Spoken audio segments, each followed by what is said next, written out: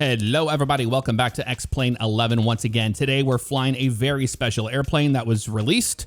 It is the iniBuilds A300, and a big thanks to ini for sending this to me. I did not pay for this airplane. If you want to check it out, it will be linked in the description below. They did send me the beta. I did fly the beta on some streams, and I really like what I see so far. The airplane comes with two different versions. You have the GE engines and the Pratt & Whitneys.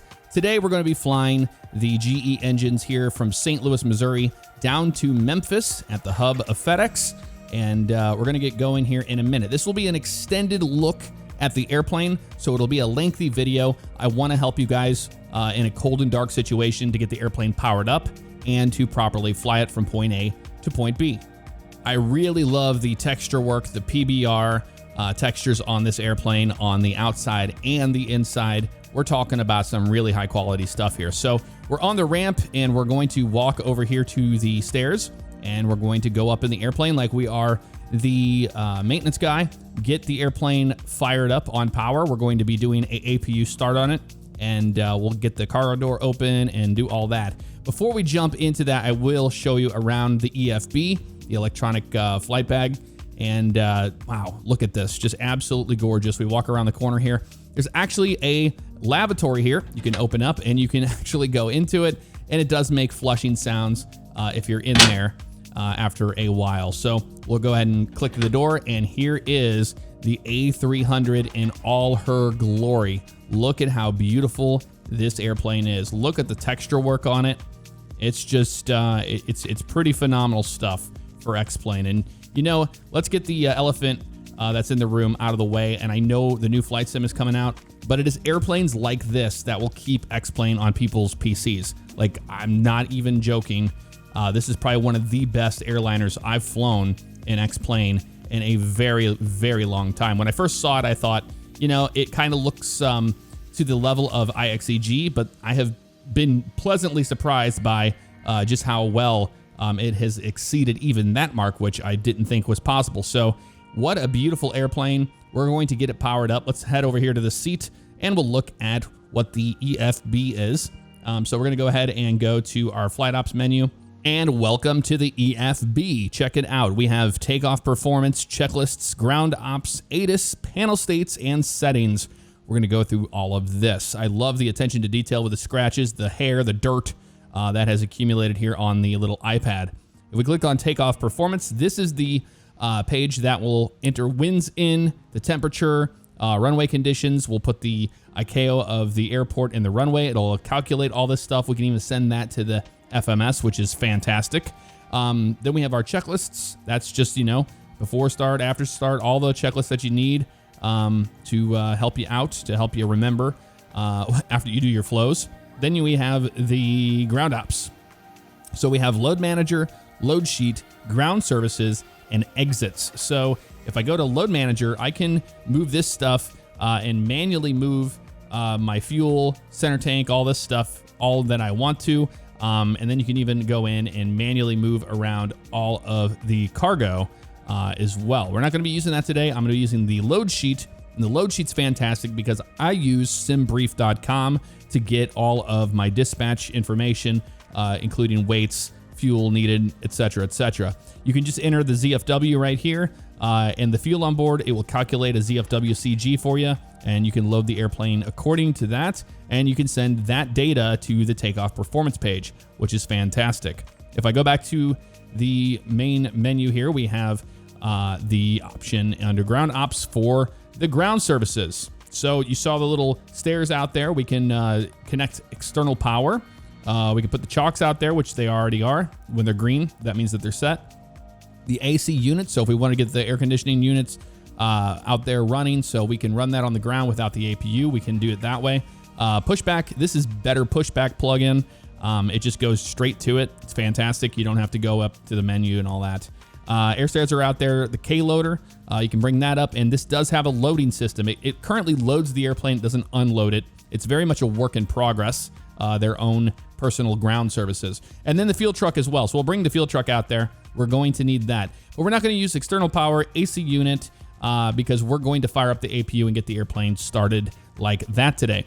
And then we have our exits, which just shows us our doors in the state that they are in right now. Remember, when the airplane's fired up, we can use the little display to look at the door and all that. But you see the L1 main exit's opened right now, and that means it is orange. So orange means that it's open. Green means it is closed. Then you have the option for ATIS. I cannot get this working with Active Sky XP. It doesn't work with Active Sky right now. So if you're using a different weather plugin or you're using the default weather, this will all populate in here, and you can even move this data over to the FMS. Another great thing. Panel states, very nice to have. You know, we're in a cold and dark situation right now, but if you load it in and you didn't want to do the whole flow of cold and dark, you can just have the APU running if you would like. You can even set it as a default. You have cold and dark on GPU, ready for takeoff, and ready for taxi. Now, you can also have the airplane in any state you want it, save the current state, and then you'll have custom ones over here that you can draw up yourself, and you disguise the limit as far as panel states go. And finally, we have the settings. That shows how to change the units from pounds to kilos. IRS alignment time, I like it on instant. You can have it on real. You can have it on fast, 2 minutes, 6 minutes, however you want. Link standard, I have that turned on. Link flight directors, I have that turned on. When you just hover over this, it shows you under there what it does. Link barometers is on for me. EFB active indication, I have that turned off. I don't need it. Nose wheel steering is set to yaw. If you have a tiller or you want to assign it to something else, you can right there. Reset brake temperatures in case you don't want to wait for the brake fans to cool everything down when you're done. Thrust acceleration and thrust reduction. These are two values that it depends on carrier to carrier. And I just leave it at the default values of 1,000 and 1,000. RAS is, the oral call outs you get of what runway you're lining up on taxiway, or, long landing, things like that. I have it turned off. It's a little obnoxious for me. I'm kind of old school when it comes to that. Pause at top of descent, I have it turned off, but if you want to have it, you can have it right there.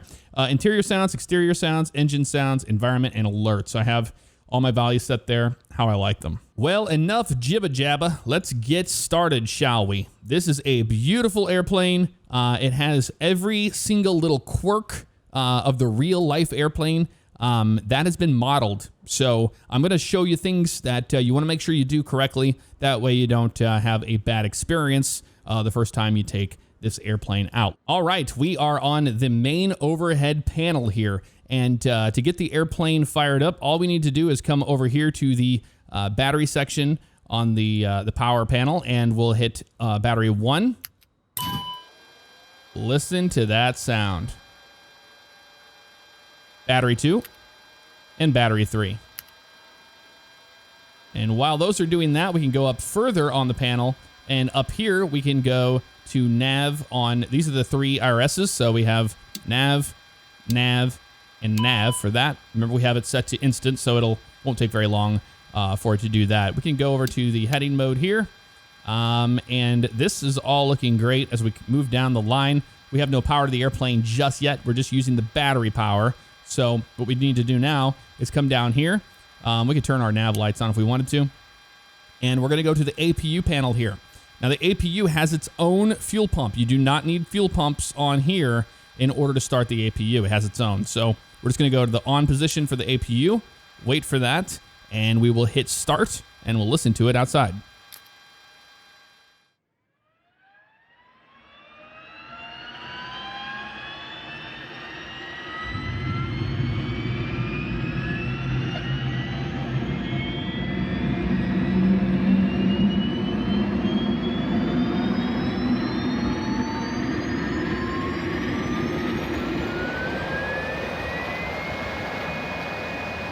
And there you go, the little jet engine in the tail is fired up, and now we have the auxiliary power unit up and running. So now we have all of the airplane coming online here. We have the APU gen on. We can turn the galley power on, and we are going to come over here to the right-hand side, and APU bleed can now come on, and now we'll get the bleed air coming into our pack system. So let's get the airplane ready to go. We'll go ahead and come down here. We have the option to turn our lights up here. We can also turn on a flood lamp, as you can see there, lighting everything up. Come down here in the middle, We have the overhead panel, and then we have the pedestal panel there, and get the lights on that. And then on our FCU, we can go ahead and turn this up and make everything nice and bright for us. You'll notice the FCU is blank, and I will show you the reason for that. But let's go upstairs, and we'll finish our flows. So we know that we have these in align mode. We have this in heading mode. We're moving down the line. All this is on fault. That is fine. This is all fine over here. Moving down the line, we don't have to touch anything here. Seatbelt signs go to on. No smoking can go to auto. And then we do our flows down this line here. Everything here looks great. You could do the fire tests, squib tests, all you want. That is all modeled. We're not going to do it here today. No need for that. We can check our electric, the buses, by just going over here to the APU, because that is what's powering the airplane right now. That looks good there. On the AC unit and the DC unit, you can check your batteries, make sure those are looking good. And you can even go to the essential bus if you'd like as well. So that's all modeled there. Moving down the line, we have our electric power. You know, batteries are good to go. Gens, you can keep these all in the default position where they're already turned on. They will automatically flip on when the time comes when you're firing the engines up. So what I'm talking about with the FCU being blank, you must turn on pitch trim, yaw damper 1 and 2, and ATS. ATS is your auto throttle system. That must be turned on. Very important. Engine anti-ice is off. We have the nav light on. That is just fine. Moving down our next set here, we have the cockpit voice recorder. You can do a test on that and all that. We're not going to do it. This is the landing gear indicator. Very weird. I know it to be on the overhead panel, but that's where it's at. You do have a working reading lamp if you would like to turn that on and off. Moving down the line, we have our fuel panel. So we'll turn these pumps on when we start the engines. We don't need to do it right now. Fuel quantity is going to change once we load the airplane. And this is the airplane's ignition and engine start panel. So it's very similar to like an A320. You just move it into a start mode and then you start the engines. The difference is that it's got a Boeingism to it where you have to introduce fuel at a certain and 2%. So moving down the line, we have the APU panel, wipers, and then we move on to this, which is going to be our cockpit door. It's unlocked right now. I'll show you why in a minute because we're going to go out there and mess with the cargo door. It's a lot of fun. Vent system is good to go. Now we can turn the main deck cargo smoke detectors on. Very satisfying click sounds too. Cargo compartment smoke detectors. And then moving down, we have the probe heats. It's not like other airplanes where you have to keep those off until you know, after you start the engines. You can just turn these on now. And the window heaters can come on, all 4 of those. So that whole probe heat, window heat, it's all good to go. Moving down the line, you have a cabin pressure here. It's all set to auto. Norm is where you want it in that system. It does have 2 different systems, and there's a quirk about the airplane that is modeled here based on the real one. But I'll let you guys run into things like that later down the road. Oxygen panel looks great. Pack temps, all this is good. This is our compartment temp, so we can change all this where we want. In the cockpit, we can make it colder. We can make it. We'll do that in the forward cabin. Don't care so much about the other cabins. Air bleed system looks great. We have the APU bleed on. Emergency exit lights go to arm. That is how you set up the overhead panel for the A300. And as you can see, we have the entire panel lit up here, and you can see the FCU is working because we turned those 4 on. That's very important. You must have those on, and the auto throttle system as well. So looking around, we can get things started here. We have the FMS down here. FMS has got a little bit of a Boeingism to it and Airbus at the same time. Weights clear due to unit change. That is fine with me. Nav accuracy downgraded. Make sure you clear all these out. Using cost index is 0. We know we haven't done anything there yet, but we can start filling out the init A page. We're going to go St. Louis, KSTL, and we're going to Memphis, KMEM, right like that. And then we hit return. So it has populated that, right? Now the alternate is actually going to be St. Louis, believe it or not. So we're going to put St. Louis in there again, KSTL, and we'll throw it into there. Now you can set up a whole secondary flight plan. We're not doing that today, but you can do it. It is modeled, which is fantastic. looking at cost index. Now, I'm going to my SimBrief numbers, and they're giving us a cost index of 73 today. So, oh, align IRS. Almost forgot there. So, it's going to go, hey, we need to align the IRS. Thank you for letting me know where you are. So, we just come over here to this side. We can clear this first. And where it says align IRS, we're going to click that. And remember, I have it set to instant, so it'll instantly align them. We don't have to mess with that. With the cost index, I'll clear the GPS primary, will be 73. We'll insert that in there. And our flight level today is going to be 290, so 290. And we'll put that in right there. We're going to be flying FedEx Flight 711 today. I just used my birthday on a little fun flight like this and enter that in there.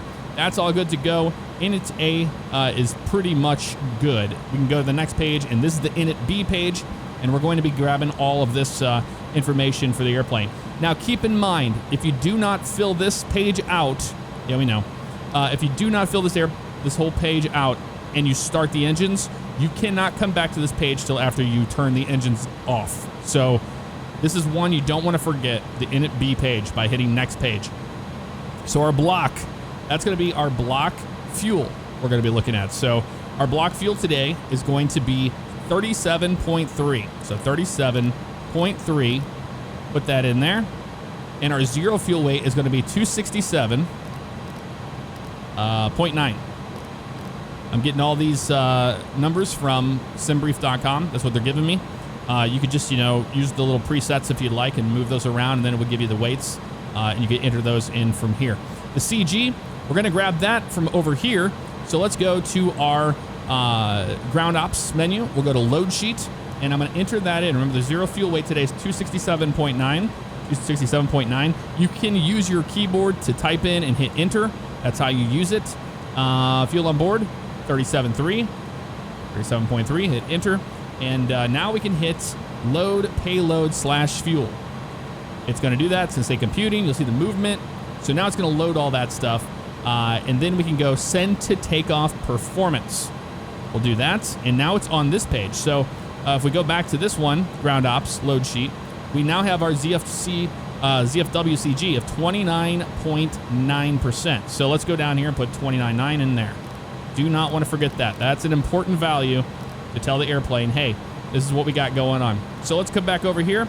And before we do anything else, I want to get the cargo door open. Let's get this airplane loaded.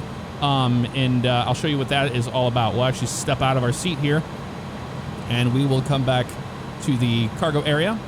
And you'll see we have a panel here on the right, and that is a cargo panel. Now we can come over here. We can turn the compartment lights on if we would like. At night, it's really helpful to have that like that. We don't need them for today. You have two cargo door operation options, 70 degrees or 145. So we can hit 70, and then when we hit open, you're going to see, you'll hear the sound there, and you can see the cargo door opening out there. We're going to come out here and watch it open. There it goes. And it goes into that mode. And the sill guards are even modeled, and they fell down. Very cool. The other option you can do is come back inside the airplane, and we can go into a 145 option and hit open, hold that there, and then if we come outside, check it out. Airplane has opened the cargo door all the way up. And you may be wondering, why would you want it to do that? Well, if you have, I'll go inside so I can explain it, but if you have a ULD, unit load device, a cookie sheet they're called, and they have, nets over the top of all the cargo, it's kind of different, shaped boxes and whatnot, that can get snagged on the hydraulic lines that are underneath there. You have hydraulic lines like right here and stuff, and it could damage the door. So if you open it all the way up, you don't have to worry about that. You actually have the full range of motion getting something inside there, which is fantastic. So we don't need it all the way open. We just put it back down if we wanted to, back to 70. And actually, I'm going to go ahead and I think if we hit open, it should drop it back down to 70. And there it is right there. That's how you operate the cargo door in this airplane. Very cool, right? So let's head back into the cockpit. And what we're going to do is we're going to get the airplane all situated. You hear the F-mod sounds working. Absolutely wonderful stuff. And we're going to go to our flight ops menu. Or sorry, we'll go to ground ops and then ground services. Now we'll bring the loader out, and I'll show you what that does. The loader is going to come out. You see the K loader right there driving up.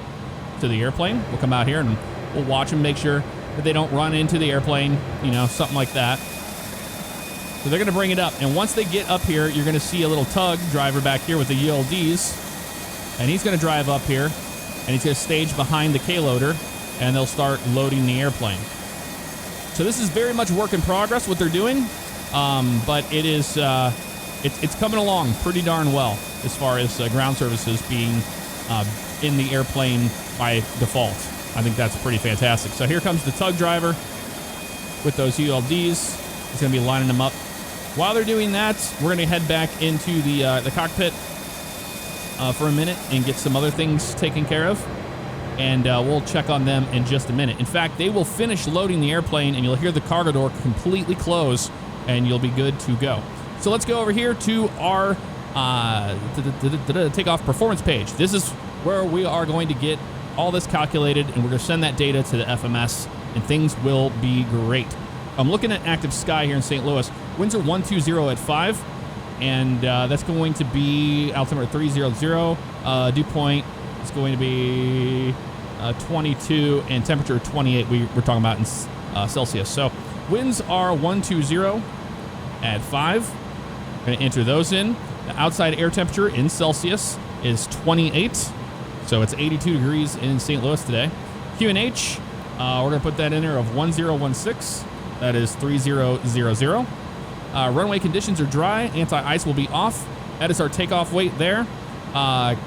This is the config for taking off, the takeoff config. So you have 15 and 0. You have the slats and then the flaps. That's how this airplane is set up and how it works. It's very common to get a 15 slat, 0 flap takeoff. That is actually really common in this airplane.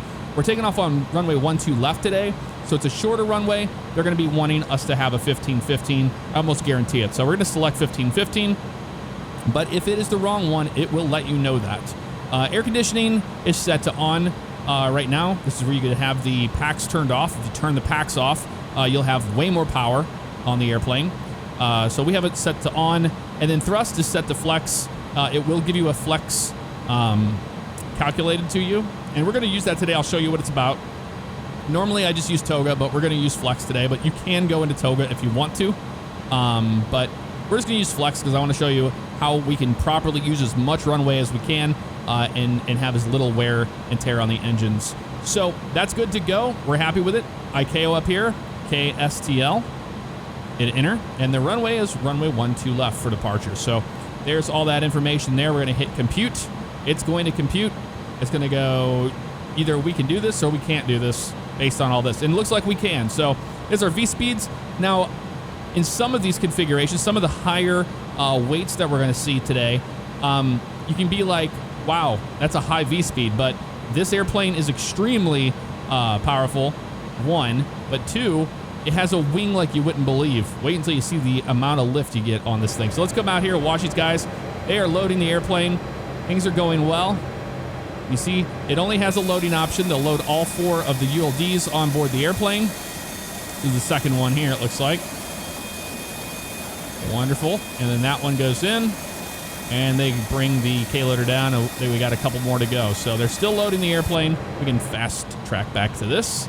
And here's our information. So, very unique airplane, meaning that we can hit send data on this, send it to the FMS, and now that data is going to go down here to the FMS. It'll say received takeoff company data. That is great. That's what you want to hear.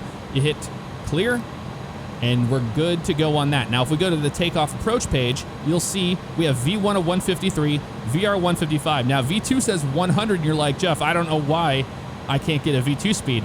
And it says FCU there. It's a very unique airplane, meaning that you have to manually enter that in by using the FCU. So let me show you how that works. If we look at our V2, it's 156. And if we come over here on the panel and we click this over to 156, like that, you'll see down here on the FMS, not a McDo, that it is indeed 156 V2. It's selected. Trim is 0.7 down. So we can come here and move our armrest, and we'll be 0.7 down, so I will set that now. That's good right there. And there they go. They're shutting the cargo door now, which they just did. So they're loaded. Yep, airplane's loaded. They're happy. They're all done. We're going to go ahead and make sure that that's good to go. We can turn our compartment lights off if we wanted to. We'll get the door in a minute. We're still getting some things going here. So that's how you do that. So remember, we're going to flex to 47 degrees Celsius. So we need to set that up on the airplane. So to do that, it's 47. We're going to come over here to the right, go to this panel, and we're going to click flex to. And now we can just rotate this knot right here to 47. So we have the cabin door open, cargo doors closed, everybody's good there. So starting to stumble over words. Lots to go over here in this airplane today. All right, all that's left to do now is go to the flight plan page, and looking at SimBrief, they're giving me the Chuck 5 departure, Myers transition, direct to Hull, which is going to be the transition for the Barbecue 3 arrival into Memphis. So from here, the top left, we have KSTL. We click on it. We go to the SID, and now we have to select the runway. Always, always select the runway first, the SID second. If you don't do it that way, you're going to run into some issues. So that's a quirk of this airplane. Make sure you select those. So we're doing 1-2 left for our departure, and we're doing, like I said, the Chuck 5 departure, and that is Myers transition right there. That's selected. We just hit insert. We don't have a temporary insert, anything like that. It just gets inserted into the airplane, and it's good to go. And you have the Airbus-isms right here where you're kind of going down the line.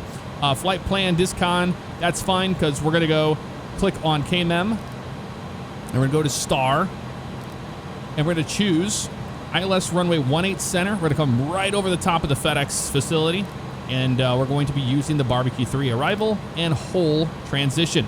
So that's good. We hit insert. That'll insert it into here, and we should have one disco. Yep, right after Myers, direct to Hull. Hit clear, and clear the flight plan continuity right there, and it's good to go. So the flight plan is done. There's the vectors to the ILS approach. We'll have to vector ourselves for it. Not a big deal. We can kind of step through it by just going over to plan mode. Keep it on 60 right there, and just press the up arrow and step down. So we go RNAV out to Hefner. Make that right turn towards Daffus, Gijay, Chuck, Myers, Hull, Hog, Barbecue.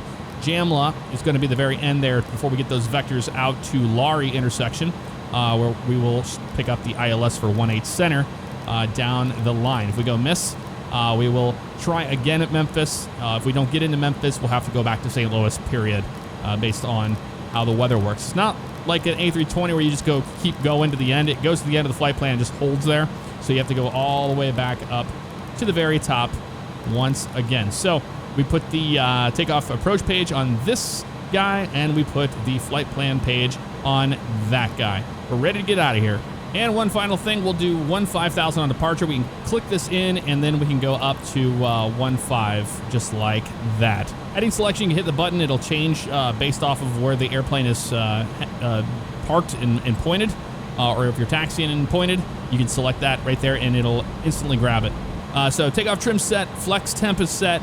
Everything is pretty darn good when it comes to getting ready for departure. All we really need to do now is get the airplane set for pushback. That's it. So let's go ahead and make sure everything's good to go out there. We'll go to our ground ops page and ground services. We can say, hey, thanks for the fuel truck. We're done with you. Loader, we're all done. Air stairs, they can pull that away. Chocks, they can remove them. We have the parking brake set. So we're ready for pushback. So just come over here to the pushback menu, and we hit start. And that was the door closing there. Show me where you want to go. And that's where we want to go, right there. Hit enter. Ground to cockpit. Tow is driving up. The tow will start driving up. Now you heard that sound back there. We can come over here and double check that the door is indeed closed. That's what we want. We're going to come over here, and we're going to make sure the cockpit door is closed and locked. There comes the pushback driving through everything. Close that guy. There we go. Overhead panel. Cockpit door. Put that in the lock position, so we have locked the cockpit door. Next up, it's going to be beacon light to the on position. And now we can go to our checklist and make sure we didn't forget anything. So let's go ahead and do that. Before start, checklist cockpit prep is complete. Signs are on and auto. Fuel quantity. I'm going to double check that there. We got the outer and the inners. That is wonderful. That's how much. And we can even double check it by coming down here, hitting the fuel page, and we can check it from there as well. Okay, all like doors that. and hatches are closed. ready to connect. All right, they're going to be connecting that. Let's get the airplane ready for push. So overhead panel looks great on this left side. Just doing our flows. Wonderful. Coming down here. Yep, that looks great too. We got the beacon light on. Moving down here, we get to the fuel panel. We turn all of our fuel pumps on for engine start. That's good to go. Engine start, we'll put that in the start A position. Since we're the captain, if we were the first officer flying, we put it in the B position. We're going to be in the A position today. And we will start engine number 2 and then 1. Kind of up to your preference. Moving down the line here, that all looks great. And then everything on the right looks awesome. We have the APU bleed on. We are ready for engine start. So we have the little ECAM memo down here. Bypass been inserted. Release parking brake. And they're ready to push. So we're going to go ahead and release that parking brake just like that. We're going to put our TCAS set to standby. And we are clear to start the engine. So I'm going to start engine number 2. And then we'll start engine 1 from the outside view so you can hear all the sounds. It's pretty good. What are you doing, man? He's not a very good driver down there, is he? Okay, so let's go to the overhead panel. And we need to make sure that the engine start panel goes to A. And when we do that, we see we have arm now on the start valves. So when we hit start 2, you're going to see it say open. It's in blue, open. And now we are going to be checking into rotation, which we have. We're looking for anywhere between 17 and 22. This is the GE engine variant, so we're actually going to want to maximize in 2 before we introduce fuel into the airplane. But we're going to be doing it around 20 today, and you'll see these airplanes like to start right around there. They're also not fast starting engines either, so it will take a while for that. There's 20 right there, so we can go ahead and introduce fuel on engine 2 and listen to those beautiful sounds of the GEs coming to life on the right-hand side.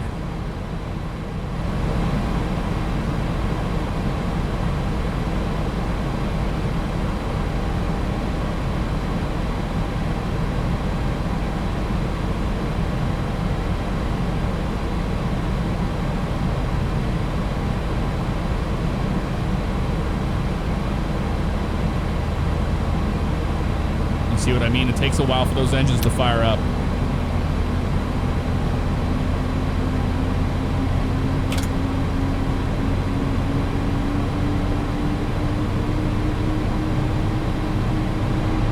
And we're watching our EGT. Saw the EGT spiked up in the 500s and now it's dropping down. Operation complete. We're watching our N1.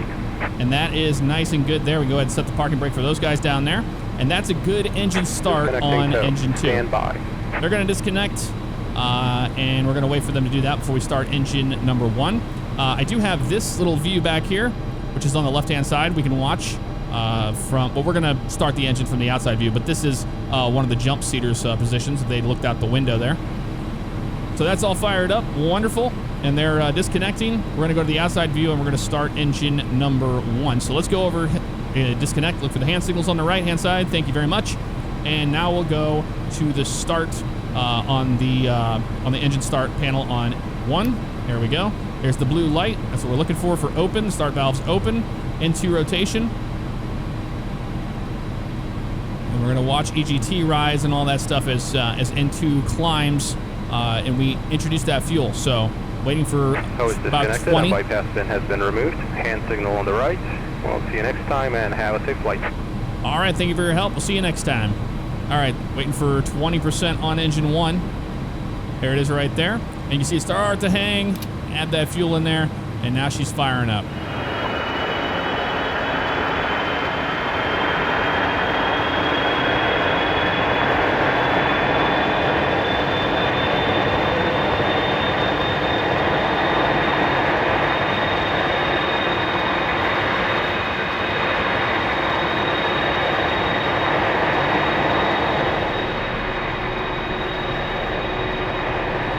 Got the pin. Fantastic.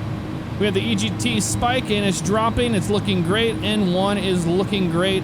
And going down the panel, fuel flow looks awesome. And whenever we fired those engines up, one thing I didn't go over was that we're looking for that fuel flow to spike a little bit there and drop on each side when we start that engine to double check the fuel flow. So back to the overhead panel. We can now put the engine start selector back to ignition off. We'll actually use continuous relight for our takeoff. But if you do not turn this back to ignition off or continuous relights, you will have cabin pressure issues. It will not properly pressurize the cabin. So that's something you don't want to forget for sure. We're on the engine generators. We can tell there. We can go ahead and shut the APU off, and we can turn the APU bleed off now. So the overhead panel here is looking great. We have 2 good starts. That's exactly what I want to see. Every time Active Sky updates, it just trashes your frames. Don't ask me why. So that's good to go there. It's not like other Airbuses where you need to set your auto brakes to max now. If we do that, we touch the brakes, it'll shut them off. So we'll turn those on before we take off today, but we don't touch that there yet. So let's do our after start checklist. Pitch trim is set. We did that. Rudder trim is set to 0. Spoilers are going to be set to arm. We just pull this knob straight up like that. And then we have slats and flaps. Remember, we're using a 15-15 configuration. And if we look here on the right-hand side, we have our slats and our flaps. We're going to go slats 15, which is the first selection. And then the second selection is going to be flaps 15. So we have the slats 15, and now the flaps are coming down to 15. We're going to let it do its thing. Stabilize. There we go. Flaps are set for departure. ECAM status, we can check that now. We have no smoking, seatbelt signs on, and parking brake on. That all looks good. It's on the wheel page.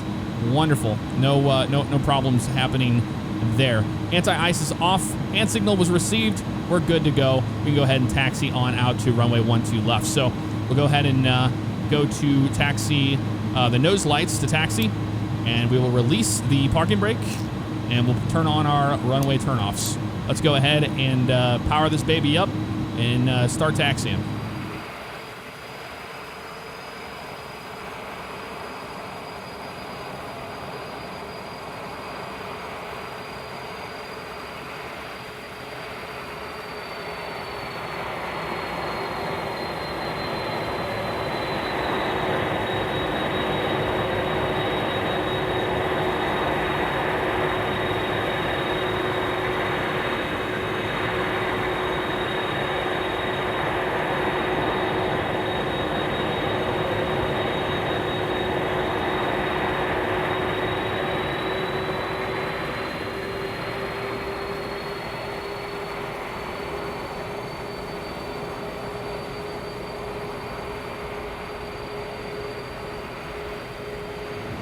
We'll take Kilo, we'll cross runway 12 left, and we're going to make a right on Echo. We'll take Echo down.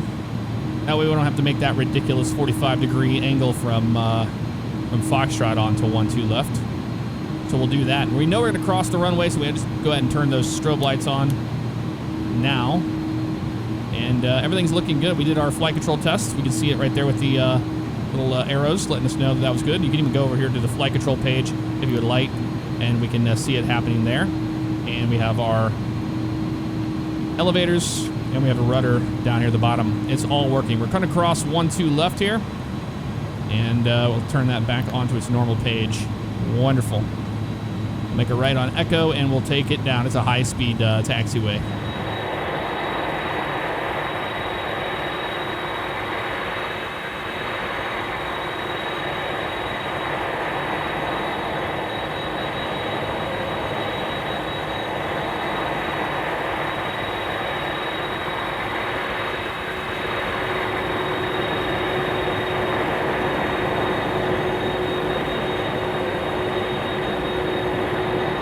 We're going to hit profile, and we're going to hit nav. So now we're going to be flying the profile on the departure and navigation, lateral navigation. So you don't have VNAV in the airplane on climb. You do have it on descent. So we have that set. That's good to go. We do not turn the auto throttles on. We have the auto throttles on up here. We do not hit that button.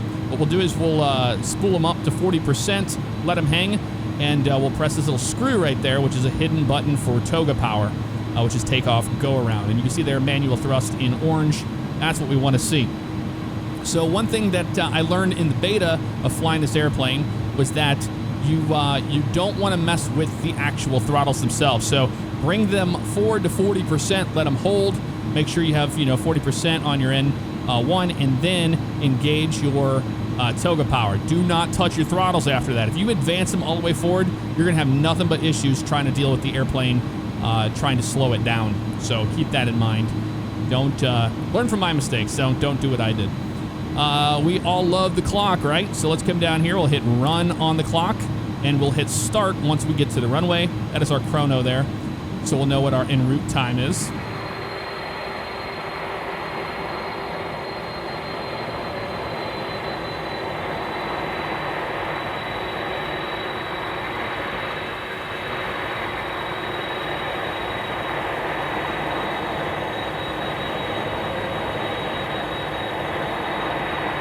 All right, ready to go down here. 1-2 left. Let's do our before takeoff checklist. Flight controls are free and correct. We checked them. Briefing, don't worry about it. Slats and flaps are both 15 and 15.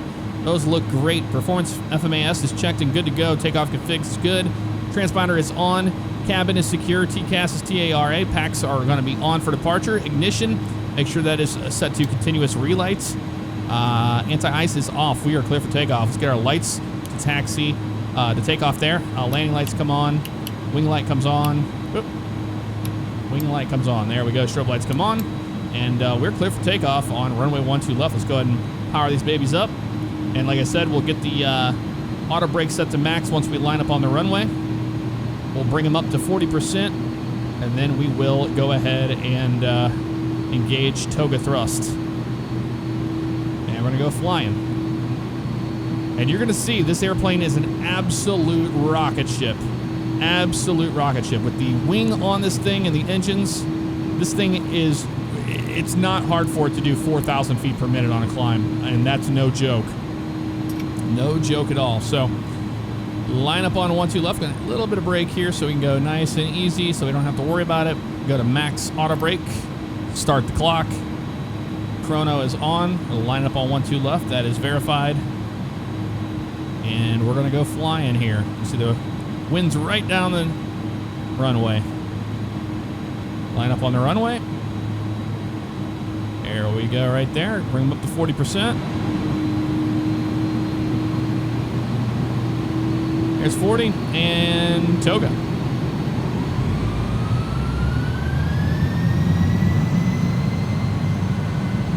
There we go. Takeoff power is set.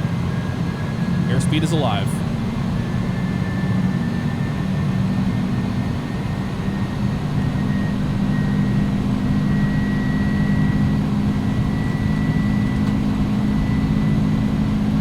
Good. Neutral at 100. Remember, we have that long V-speed today. Using as much runway as possible. V1 and rotate. Positive rate. You're up. Look at the climb power on this sucker. Up onto the flight director. Look at that. 4,000 feet per minute. How insane is that? Wow, wow, wow.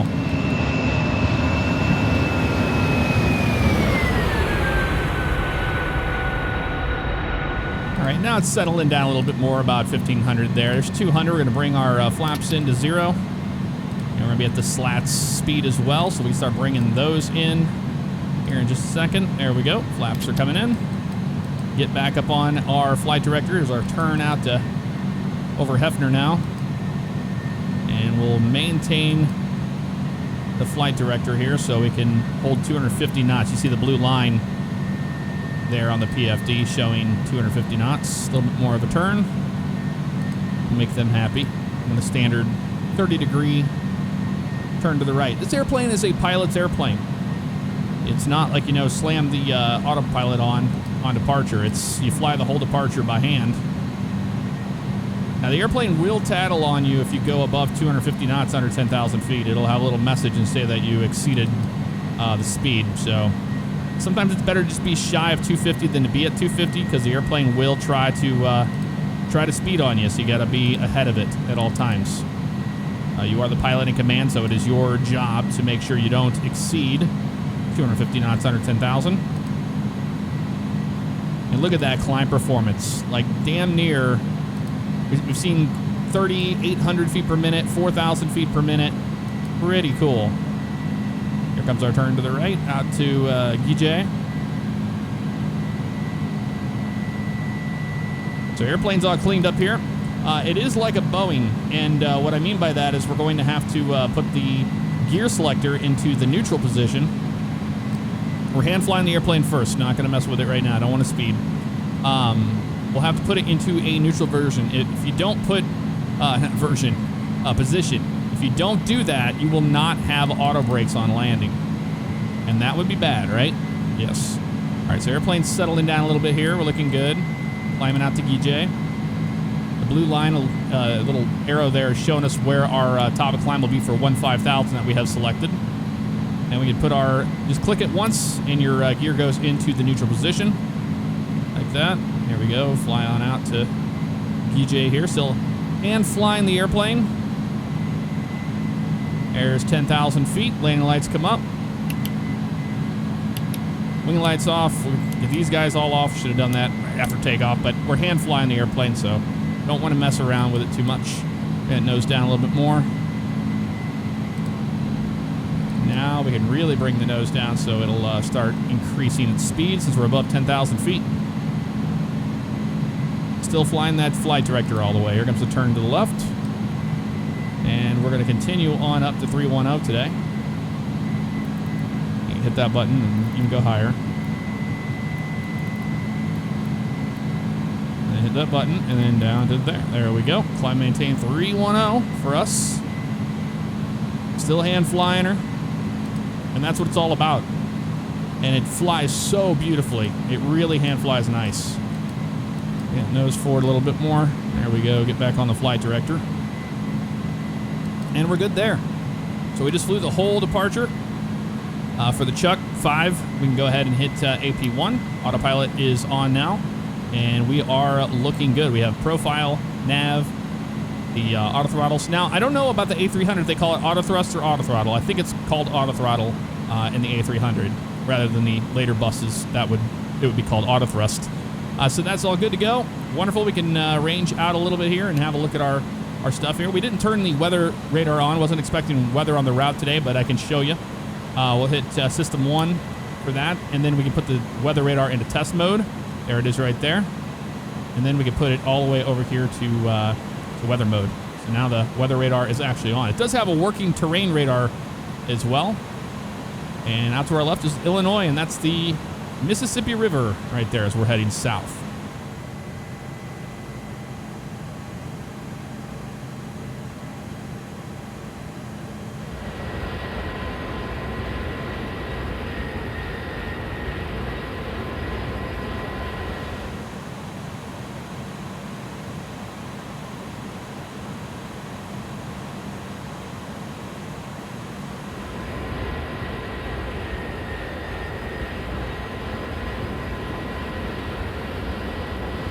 We are above 18,000 feet. I went ahead and pulled that out to standard, so that's why we're in STD mode right there for standard pressure to 902 above 18,000 feet. We're climbing 22.4. Look at how healthy of a climb rate we're still at, about 2,100 feet per minute. Very, very impressive, I must say. Continuous relights on. We can go ahead and turn that off. We don't need that on any longer. Everything else is going pretty well here. We're over Chuck now. And if we increase our distance, you can see there's Myers, and that's our top of descent. So the way the airplane descends is automatic on the VNAV profile. So what we'll do is we will set this to about 10,000 feet or whatever we want it to be. In fact, it doesn't even have to be that bad. I could show you just how easy it is to set it up because we don't really need to vector ourselves too much since we're going to be going pretty much right at the runway for the ILS. So what we can do is we can come down here to our FMS, go to the flight plan page, and when we come down here, you can see where the vector is. We can delete the vector like that, and we can delete the disco. Now, what that's going to do is going to put these two together, and you see it's going to move our top of descent a little closer, which is fine. But now we can descend all the way down to 3,000, Jaldo 2,000. We'll look at the approach plate in a minute, but we can go all the way down to 3,000, 2,000 feet on the profile, and we won't have to worry about it. We'll just have to make sure that the airplane isn't overspeeding on constraints for the arrival. So that all looks good. We can go to plan mode, and we can go to about 30 nautical miles there, and we can step through it and make sure it makes sense. So there's Myers, Hole, Og, Barbecue, Jamla, and then we just go out there and vector ourselves on the ILS at Lari. So that works out for us. Lari at 3,000 feet. That will be beautiful. In fact, we can start our descent down to 3,000 right before we get to the top of descent. And I'll show you how that works in just a little bit. We have a little bit of cruise time left on our hands. So we'll go back to enjoying the views out the windows using X-Vision with Vesta's presets and Active Sky for the weather. That is all you're seeing. And then any of the touchdown effects and all that stuff is all XP Realistic Pro, the second version.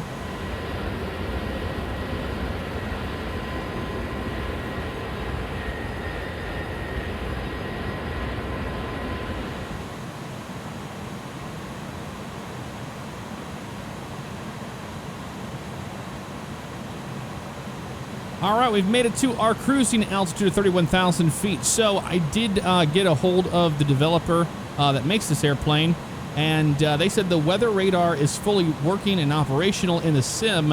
However, they wanted to make sure they had a stable, secure release version on the release that just recently came out. So the weather system is currently not 100% functional. Memphis, blah, blah, blah, blah. Okay, great. We don't care. It's not working 100%. What's kind of bad about that is that I've been looking at the weather in Memphis, and it's not getting any better. It looks like storms in the vicinity, so we're going to have to keep our eyes out and be on our toes on the way in to Memphis today. So we've done everything we should. System 1, weather mode on, and I've messed with the tilt and the gain and all that, but I got a hold of them, and it's not in this released version, but it will be out very soon. And that's a very crucial and a needed thing, 100% with this airplane. So very cool stuff we've seen so far. I absolutely love this airplane. If you guys want to check it out, it's in the description below. So if you go on the iniBuilds website, that's where you can download or buy this airplane and download it. It is $69.99, which is roughly like $91 US for the entire package. And I know that it seems a bit much, but you are getting a extremely detailed airplane, and to me it's right there on the line of any of the other airplanes that have been asking for that price, for sure. But this one is definitely going to keep X-Plane on my secondary hard drive before the new sim comes out.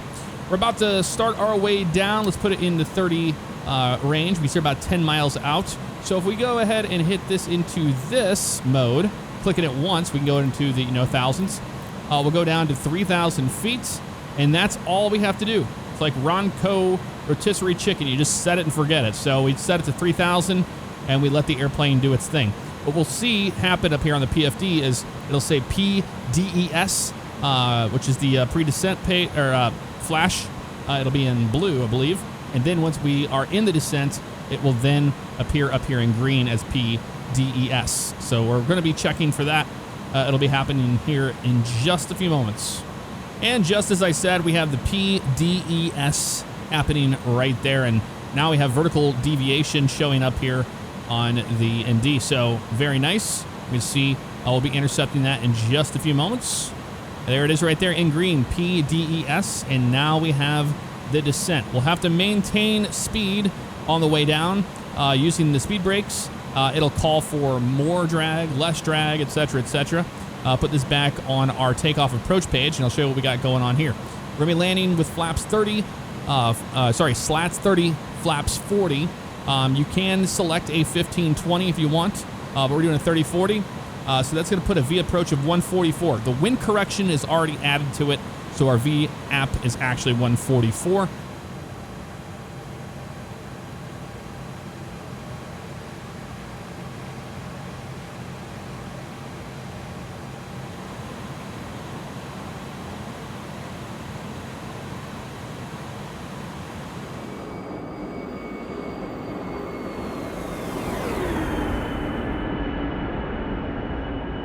All right, looking at 1.8 center here at Memphis, we have 111.95 for the localizer, so 111.5, or sorry, 9.5, there we go.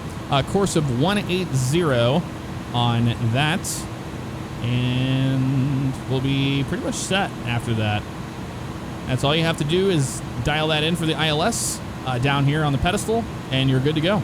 We can see our decision height. We can put that in. It's 657, so decision height here. We're going to set to 657, so we can put that as close as we can to it.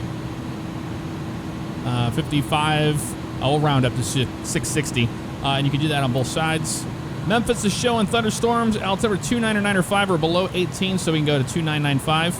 Now, there we go. That's selected. Winds are 340 at 10 knots. So the winds have changed. It's shifted. So now we're going to be landing north. No big deal. Things happen. So now we're going to get a different arrival real quick. Let's go ahead and put it in. Get rid of less drag. Go into flight plan page. Go down here to Memphis 18 center. Click that. We'll go to star. And in here, we're going to select a different runway. So now we can go up here. Let's put it over here so we don't mess this up. 18 center. Now we're going to be landing on 36 center. So we're changing it up. And we want to select the barbecue 3 arrival. And we want to be whole transition again, just like we just did. We can hit insert on that guy. And now you can see we're going to get re-vectored here now. So now we're going direct to Fincher, and we can go ahead and vector ourselves with the heading selection mode of 145. We're going to go out and grab Fincher, and now we have our new arrival getting into 36 center. Sometimes that happens, you know, that's just the way it goes. Weather changes all the time. We'll just go ahead and switch it up to ILS 36 center, and that's going to be now over here. We're looking at 110.5, so 110 and 5, and that's a course of 360, so 360 right there. Boom, perfect. Just hit the little button. That worked out just fine. We can go ahead and clear ourselves to RD now. So we're going to go ahead and clear Fincher out, and we'll have RD right there, and that's where we're headed right now. We'll make our left turn with the heading selection. About 155 will actually work pretty good. And then once we get closer to it, we can go ahead and activate the nav. The profile's still doing its thing, going down to 3,000 feet. That works for me.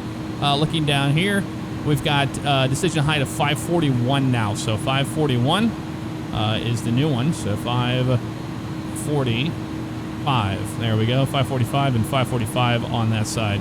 So just like that, we switched everything up to go land on 36 center.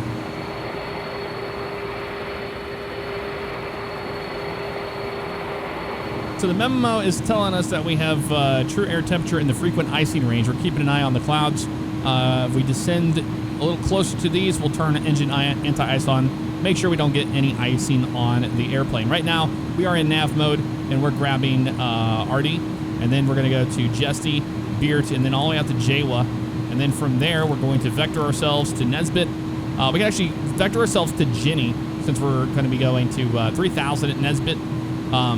And we'll get a nice intercept going there. So once we get closer to 3,000, then we can drop it down to 2,000 manually and pick up the localizer and glide slope from there. So almost to 10,000 feet. The airplane does have some wing flex. We might be able to see it since we're in some turbulence here.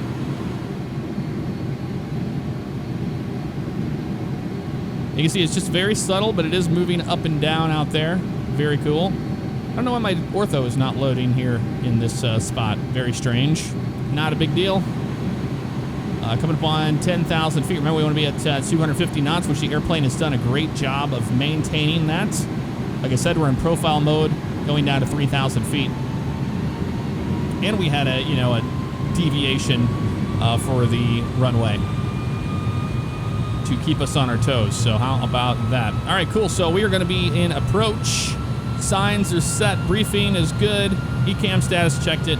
Altimeters are set. Minimum set. Ignition as required. And then landing elevation. That's one thing we did not do when we were on the ground. We need to set the elevation. In Memphis, it's 341. And it's down below here, 341. So we'll put 350. There we go. That works for me. Landing elevation is set. Beautiful. And we're almost to 10,000 feet here. She's holding 250 knots fine. We can go ahead and just arm the speed brakes. If we need to use them, we can pull them out as we need to there. We're looking for, when the airplane starts to slow down around 210, we're looking for 200 knots to put the slats out. And you'll notice that the airplane wants slats because you'll start seeing red on the tape. And we're just about to 10,000 now and holding 250. It's doing a great job of that. I am pretty happy and pleased with it. We do have some clouds here, but we're no longer in that icing range. You see the true air temperature is now 8. It's no longer 10 or below 0 or below -10. There we go, 10,000 foot check. Landing lights come on, wing light is on, and everything else looks great there. Ignition goes to continuous relights, and now we can bring it down to 30 on the range, and we can see our whole arrival here into 36 Center into Memphis. So no longer are we going to have to fly over Lori and all the fun stuff there coming over the top of the runway. Instead, we're going to be going out and landing north, which is nice. It's a shorter taxi, so we just land on 36 Center and we just turn off and we're good to go. Let's go ahead and select our auto brakes to low. We have a long runway to play with here, so we don't need those on medium or max. Just low will do fine. Turn off that flood lamp a little bit, or turn it down a little bit. Don't need it so high. And you can hear the engine surging back up. Want to maintain 250 knots, and it's doing exactly that. Gotta love the sound of those GEs.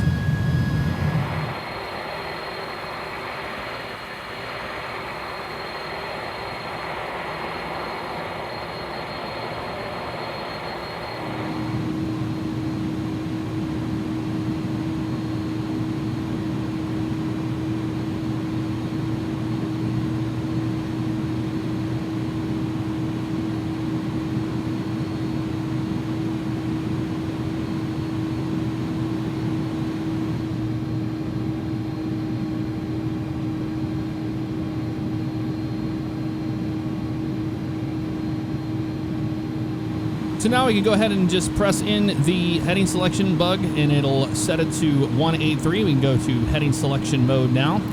And we can put the ILS mode on the left side and on the right side, pressing down on those. That's similar to the LS button that you would have in an A319, A320, A321. We have constraints on, so we see the constraints here, and we see we need a JWA 4000, 3000 in Nesbit, and we're going down to 3000 right now. That's indicating. If we want to arm the approach, there's no APPR button in this. Instead, you have land. So you press the land button, and that will arm the approach. We'll do that here very shortly. And we're breaking through the clouds now, so we're looking good. At the airport to our left over there, you can just barely see anything underneath those clouds, so we can't see it just yet. I did want to show you the terrain radar. We'll turn that on, so maybe it'll paint the ground a little bit here. I think it might be too flat, honestly. Yep, looks like that is the case. So not going to see anything on that today. That's okay. We're at 6,000 feet, looking good. Tracking down towards 4,000 at JWA, and we're on heading select. So we are going to vector ourselves down, and we'll be good to go. Wonderful. Airplane's maintaining its speed, 220. That's great. We can intervene and slow it down to 210 knots, so we're going to do that right now. So let's click this and go to 210. Like that. And then we have to be in vertical speed mode, so we need to pull this guy out. We get the little hand signal. Where's it at? There, pull it out. Now we're in vertical speed mode, and we can continue that descent down about 1,000 feet per minute. And now the airplane's going to slow down to 210 knots. Wonderful. Or sorry, it's at 220. We just set it to 210. There we go. Then we have the blue line set to 210 right there. And actually, let's go ahead and start slowing it down even further to about 190. And you got to stay ahead of the airplane because it will speed on you. It will. It's a slippery airplane, 100%. There we go. Breaking through the clouds now. Looking good. We're going to be on a good intercept course here shortly. We'll fly out to JWA. We'll make that left-hand turn. Make sure we have plenty of time to get down. And we're doing exactly that. I'm very, very pleased with it. Fly out to JWA, make that left turn. So we're good there. Everything was set. Landing checklist is going to be landing gear down, auto brakes, anti-skid, slats, spoilers will be armed. Spoilers are armed. We see the red right there. That looks great. And we're just about to JWA now. We start that left turn out towards Nesbit. So we'll do that. Spin it this way. but we'll go 095. Here we go. And now we're going to arm the approach by hitting the land button right there. And you see Cat 2 lighten up on our PFD. That's what we want to see. Airplane's still turning.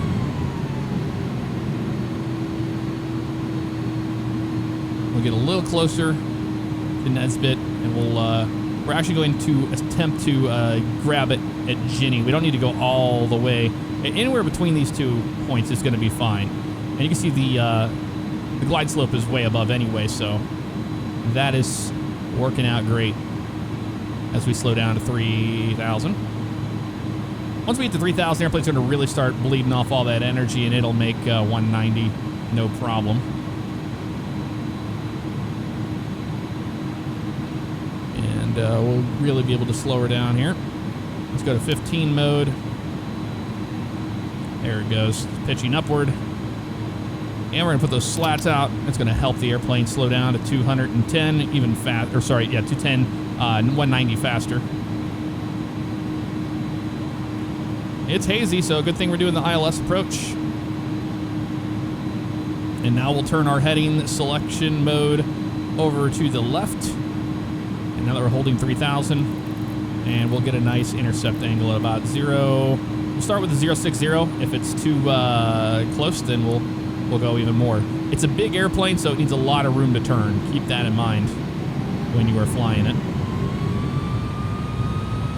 There we go. Now I can go first notch of flaps. So flaps 15. We have slats 15 now.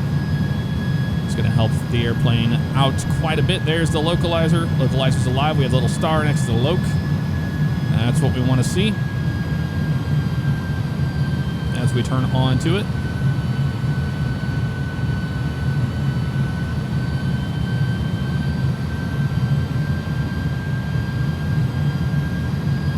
And there is the runway right off our nose. You can see it. See the FedEx facility all lit up with all the lights out in the distance.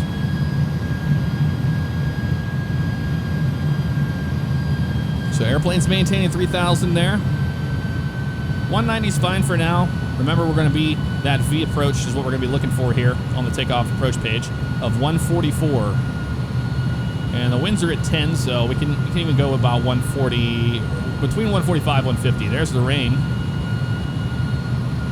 So anywhere in between there will work. Oh, hello. We have some, got some lightning off our nose, so it's definitely storming now. And we're going to maintain the autopilot right now because in case we just lose visibility, this is X-Plane and it loves to do stuff like that to you. So we're going to make sure we don't have it just white us out when we're trying to fly it. So the glide slope's coming down, looking great. And GS is in blue. We're looking for it to turn green as well. And once we grab that glide slope, we're going to go ahead and start slowing her down to a V approach. Oh man, that is really close, that lightning. Too close for comfort. We got glide slope, gear down. And we're going to go ahead and start slowing her down.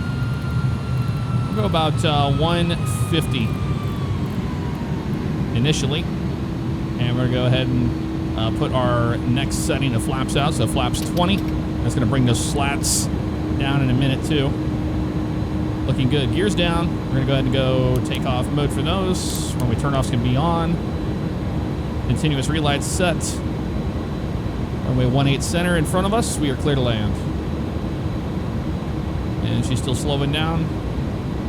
Woo-wee. Yeah, she is.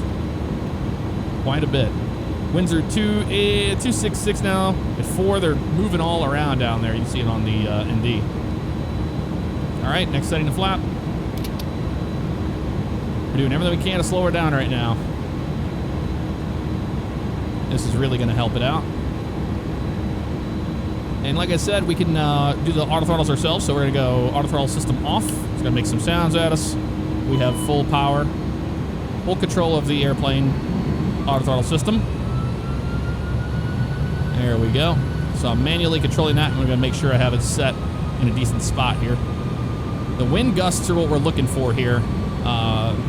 And we're going to do what we have to for that. So we go ahead and clear that guy. All right, cool. So it's going to be our airplane from here. So let's go ahead and hit the button. Hit it again. That'll clear that. And it's my airplane. Add more power. Fly the ILS. So a little crosswind from the left, nothing too crazy.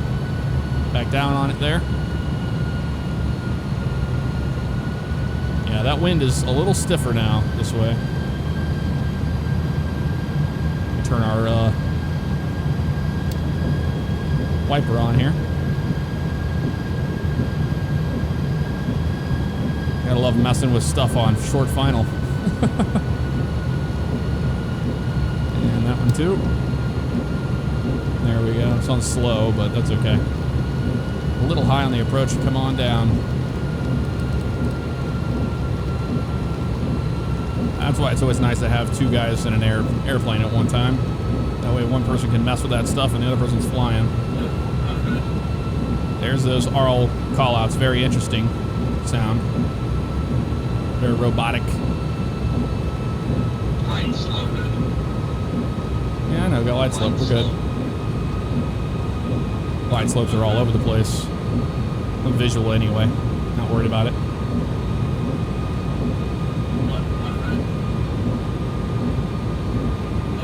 There we go. Pull the power. Into the flare there. Reverses out. Fly the nose wheel down. There we go. Maintain center line.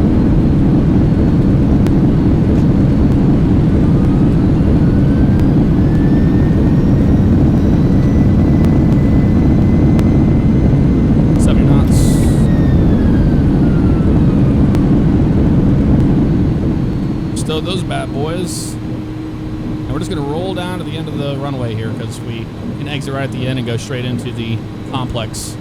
That works out for me. Put our speed brakes forward. We can grab them. Nope. Can't grab them right there for some reason. All right, what a fun arrival that was into Memphis. Wasn't expecting it to be that crazy. Okay, can we get any speed brakes? Nope, won't let me touch them. I think I have to advance my throttles. Nope, still nothing. Okay, we'll bring those flaps up. Add our power. Auto brakes can be off. And we're gonna actually get those brake fans on as well.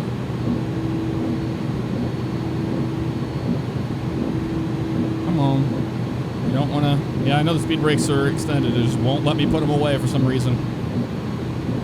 That's okay. Exit the runway in a second. Bring up those flaps all the way, slats all the way in, and get the APU on. Give that a few seconds here. Put it on the APU page. Make a left down here at the end. There's the APU page there. And start the APU.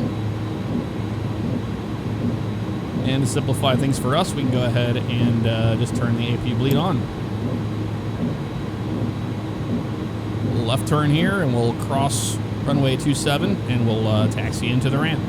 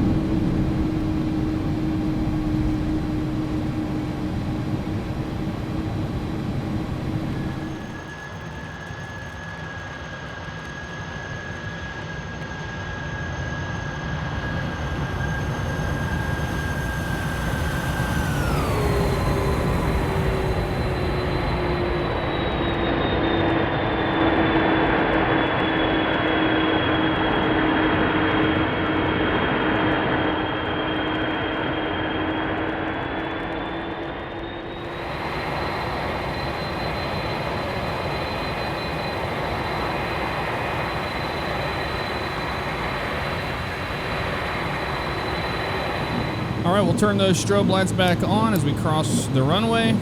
APU is up and running. Fantastic. The bleed looks great. And we can do our after landing checklist. Slats and flaps are retracted. Transponder goes. We can keep it on standby or whatever. Weather radar goes off. Spoilers and APU started. Got all of that taken care of. Crossing the runway. And we're taxiing to the ramp right this second.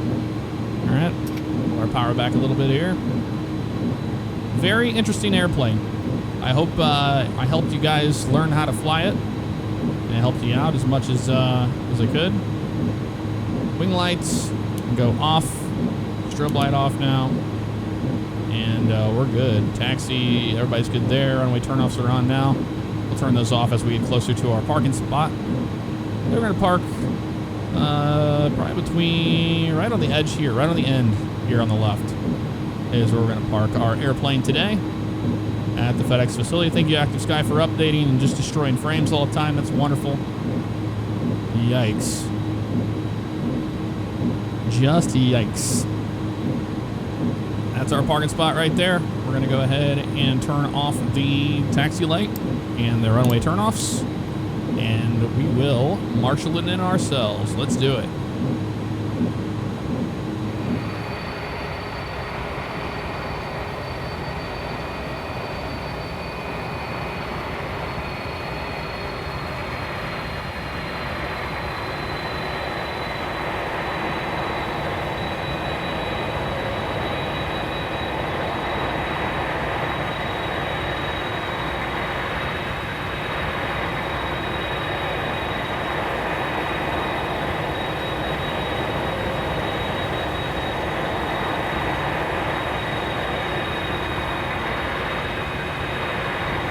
All right, parking brake is set. We can turn these guys off here. We're on APU power, so engines come off, beacon light off, and that is all there is to it, folks. Welcome to Memphis. What a fun flight that was. I enjoyed it. Let's go ahead and prepare the airplane for its arrival here at the gate. All right, overhead panel looks good. We can go ahead and shut off all that stuff. We can turn the fuel tanks all off. Don't need any of that stuff anymore. APU bleed's good. All that stuff's good. We can go ahead and unlock the door. There we go. And we'll go ahead and get up and we'll open the cargo door up for those guys for our whole arrival here into Memphis. Man, stormy arrival. Wasn't expecting that. It was supposed to be nice, and then the weather just changed pretty abruptly for us. Come over here and we'll turn the cargo lights on. There we go. We'll get the forward door open. There it goes. We'll get the air stairs out here in just a minute. What we'll do is we'll come over here and we'll open up the cargo door. Keep it at canopy mode. There we go. You can hear the sound of it there. And there she goes. Wonderful. Ground ops, ground services. They can put the chocks down there. They can get the air stairs up there. We're not worried about the loader, like I said. We're going to get that taken care of later on for that. So fuel truck, fuel check, everything's good to go. Sweet. We can actually now go to external power. I'll show you what we can do. We can put the external power on there. And if we go to the overhead panel, this is where you would grab your external power right here. So we're on the APU gen right now, but we have it available to us. They plugged it into the airplane. We can go ahead and flip that over onto external power. APU gen goes off, external power is on. We can kill the APU, and we can kill the APU bleed. That's all we need to do. And if we wanted AC in the airplane, we could hook up the AC unit, but we're not worried about that today. No big deal. So that's all good to go. Wonderful.